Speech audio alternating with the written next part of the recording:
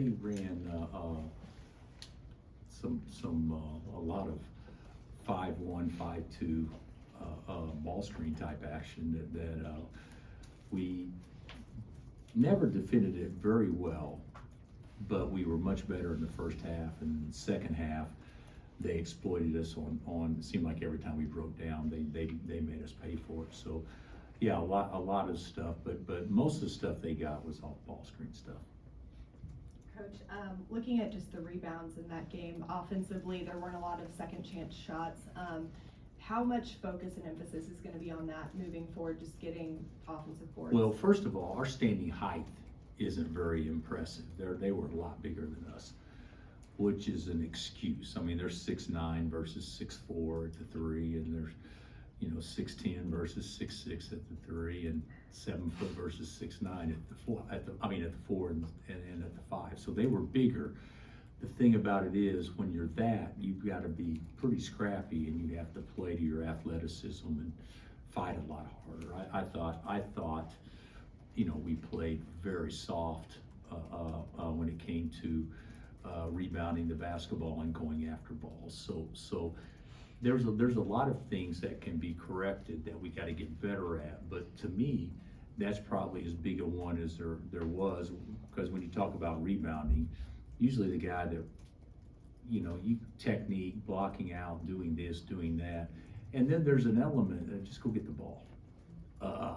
And we didn't have that. We didn't play athletic at all with our bigs. What's your message to the guy like Cole Rosario who started that game, knowing that there's such a big size mismatch there? What's your message to him pregame on how to kind of battle through that? Well, it's not a pregame; it's a daily thing. It's if you let size and skill outperform athleticism, quickness, toughness, then you're going to have some results that aren't very good. So, in our situation, if what do you tell a guy that's fighting a guy that's much bigger and stronger? You tell him, okay, well, just good luck, or do you say you better out quickie? You better be scrappy. I mean, that's pretty much common. What do you tell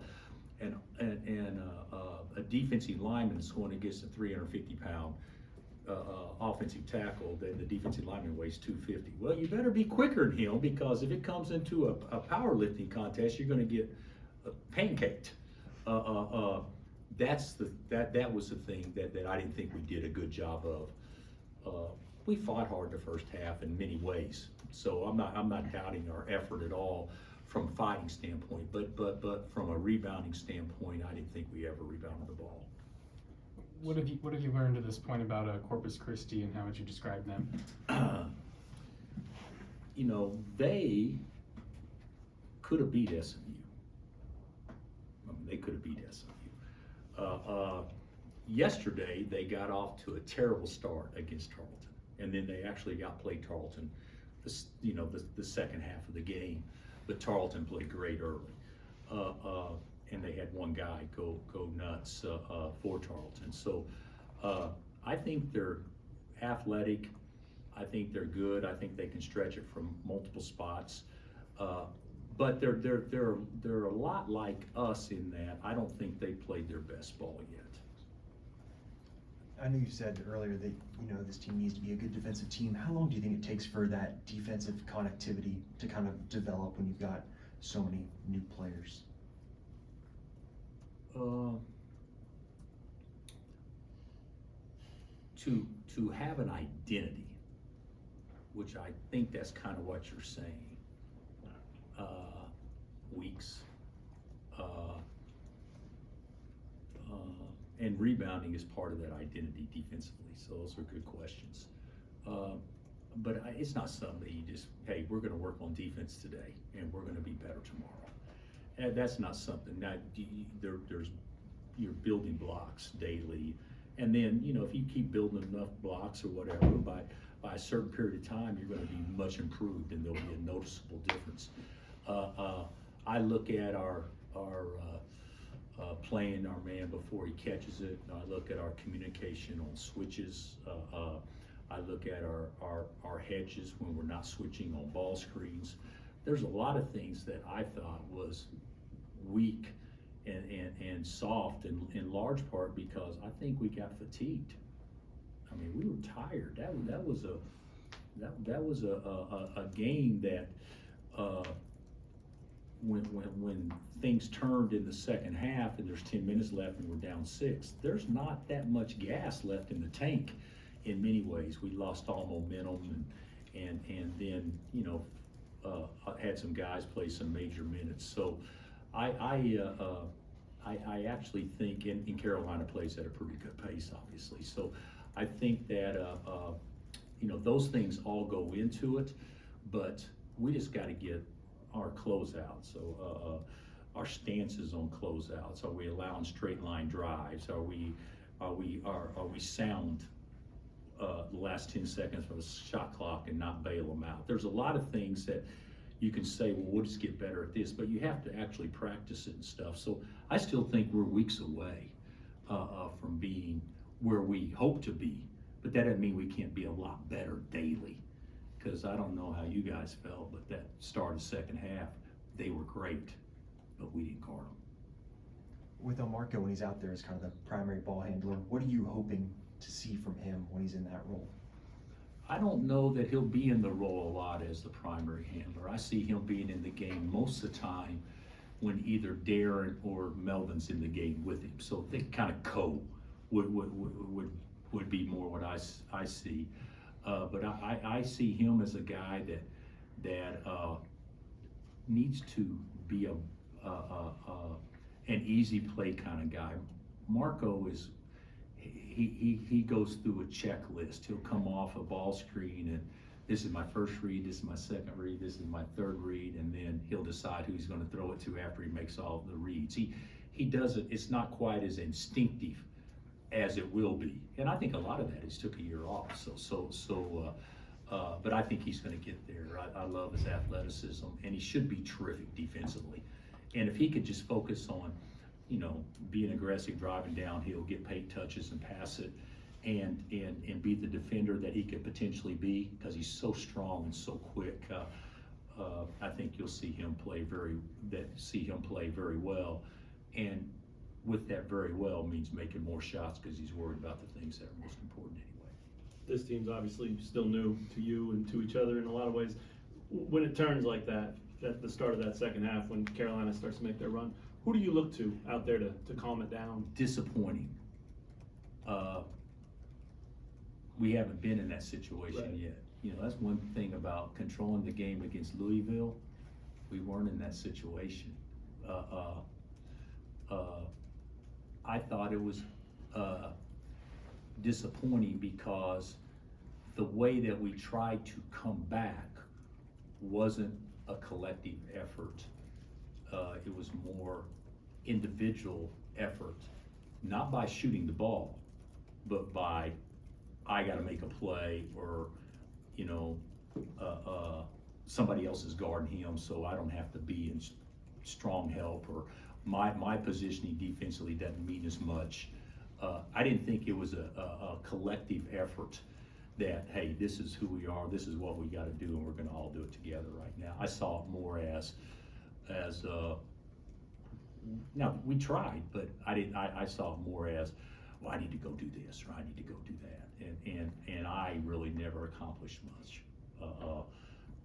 And there's no 10-point plays. But I thought when we had to have great possessions, you know, guys, it's under 10 in a 6-point game, but when we had to have great possessions, I thought that we failed on those possessions on both ends. And then, given how early in the season that game was, you just mentioned you're weeks away maybe from being quite where you want to be. Was there something that went wrong where you thought, yeah, that probably should have gone wrong? We're not there yet in this area. Is there one of those areas that stands out, or too many? Well, first of all, Carolina was really good, and they're really big, and they played very well. And they shot it lights out the second half. With all that being said, the thing I've told our guys, and I really believe this is true, until we become an execution team, which we're a ways away from doing, then gosh dang, we better be the tougher, more scrappy team all the time. You know, if we get 70% of the 50-50 balls and there's 10, well, there's 4 more possessions to score that they don't have. So you make up the difference in those type of situations. But we ran about 8 different sets, which we executed 0 right. So we're not an execution team yet. Is that surprising? No, not really. So we better be a try-hard, tough team. And we weren't that. That's the biggest thing that I think that, and if we correct that, to the point about the defense, if we correct that, you can make mistakes and they're camouflaged because you got guys flying around and playing to athletic ability and whatever. There's times in football, I bet you, that a cornerback can't guard a wide out and he can get torched and is wide open. But the outside edge rusher puts so much pressure on the quarterback that he doesn't quite see him. Now, does that mean your defensive backfield defense is fantastic? Or does it mean, no, the dude saved us right there? And we didn't have any of that saving stuff right there because we weren't the more athletic, a more aggressive team. I don't know if you guys kind of saw the same thing, but that's kind of what I saw watching it. And that was a beautiful football analogy. Bill, obviously it's early, but I just get your thoughts on who do you think, is there a specific player that you want to be a second option, or do you think it's going to be an assortment of guys that will kind of step up depending on the game? I think it'll probably be, right now, I think it'd be an assortment of guys. Mhm. Who I'd love for it to be is Flory. Mhm. You know, Flory's got to be able to throw the ball to him and get fouled and do some different things. And we actually started the game off by throwing it to him.